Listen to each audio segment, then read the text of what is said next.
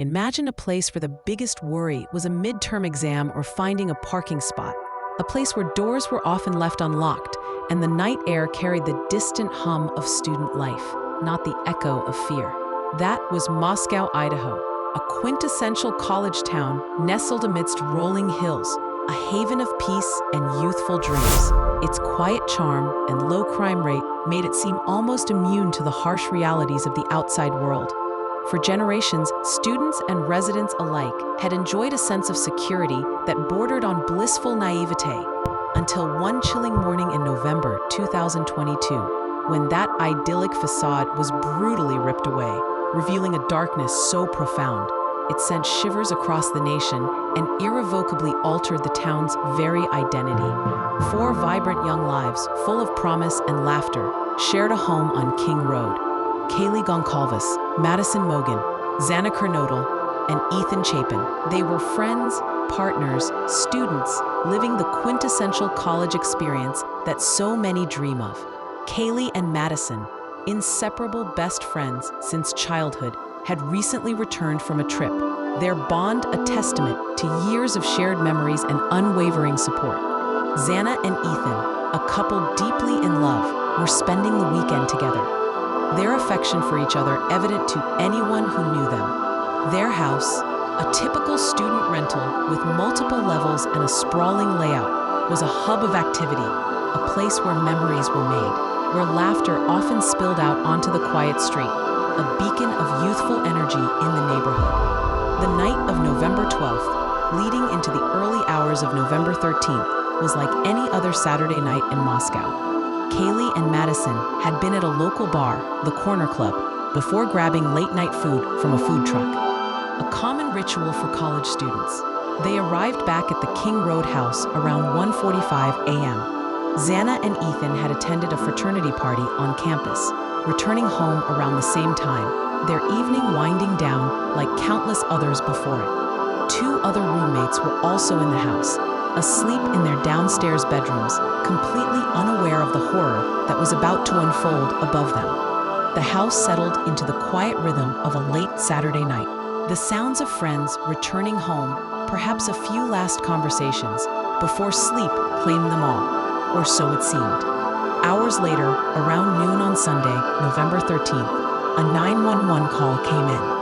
It wasn't from the victims. It was from one of the surviving roommates, reporting an unconscious person. The initial report was vague, perhaps born of shock and disbelief, but what police found upon arrival was far more horrific than anyone could have imagined.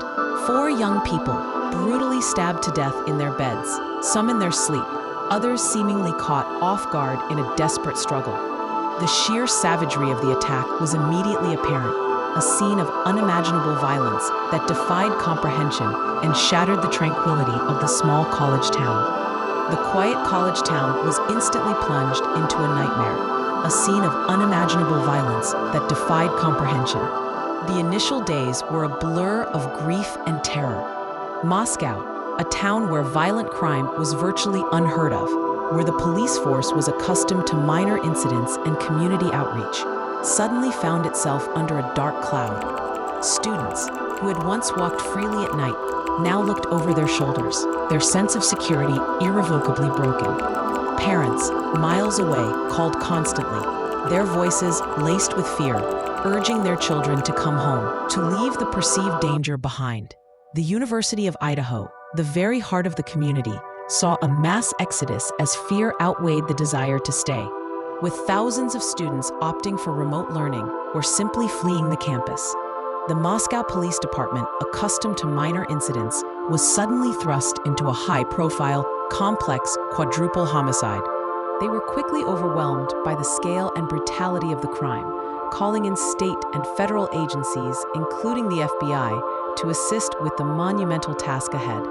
The crime scene itself presented unique challenges: no signs of forced entry, multiple victims in different rooms, and the potential for crucial evidence to be inadvertently compromised in the initial chaotic moments.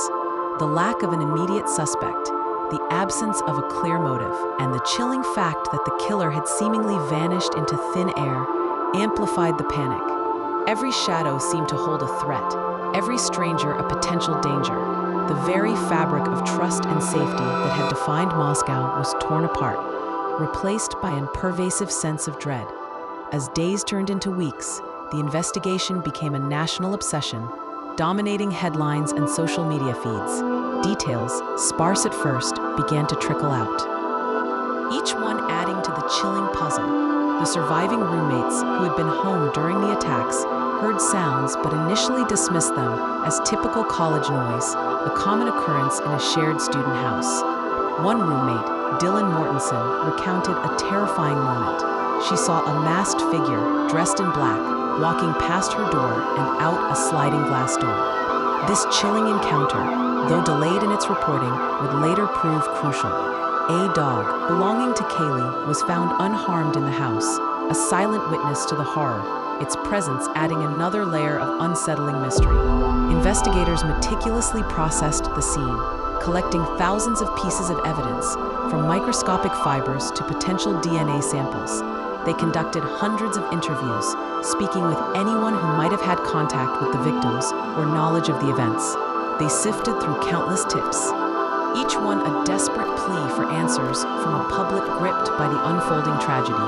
The pressure was immense, not just from the public and the relentless media scrutiny, but from the raw grief of the victims' families, who desperately sought answers and justice for their lost loved ones. The focus soon shifted to a specific lead, a white Hyundai Elantra, seen in the vicinity of the house in the early morning hours of November 13th. This vehicle became the ghost in the machine, a phantom car that held the key to unlocking the mystery. Law enforcement issued a public plea, asking anyone who had seen such a car to come forward, a desperate call for assistance that resonated across the country. This single lead, combined with forensic DNA evidence painstakingly recovered from the scene, began to narrow the vast ocean of possibilities. The DNA, a silent but powerful witness, provided a crucial link, guiding investigators through the labyrinthine process of elimination.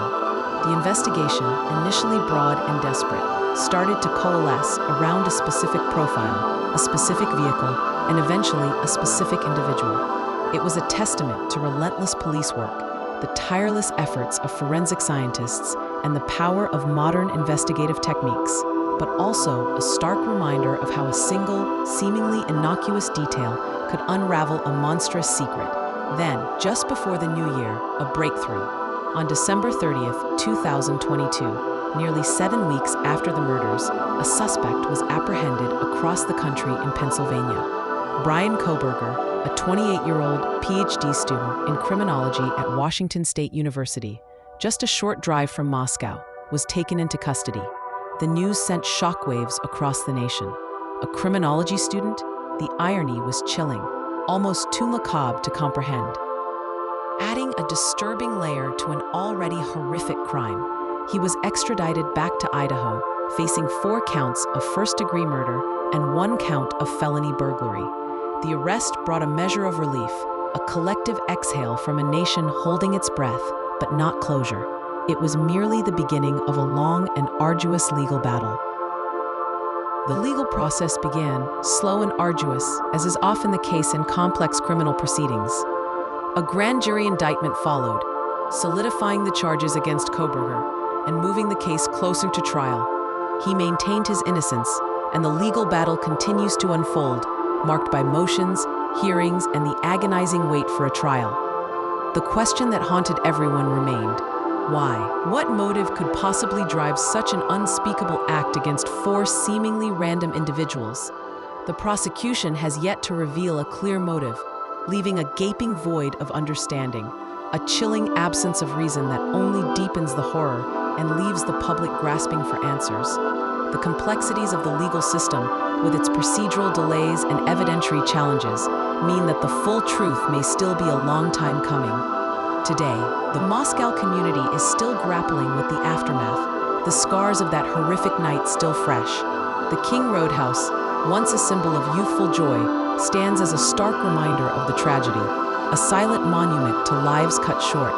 Its future remains uncertain, a physical embodiment of the town's struggle to move forward. The families of Kaylee, Madison, Xana, and Ethan live with an unimaginable grief, forever changed by that horrific night. Their search for justice is a long and painful journey, one that continues to unfold in the public eye. The Idaho College murders aren't just a crime story. They are a haunting testament to how quickly peace can be shattered, how fragile life can be, and how some questions may never truly find an answer, leaving an indelible mark on a town and a nation, a chilling echo that reminds us of the darkness that can lurk beneath the surface of even the most tranquil places.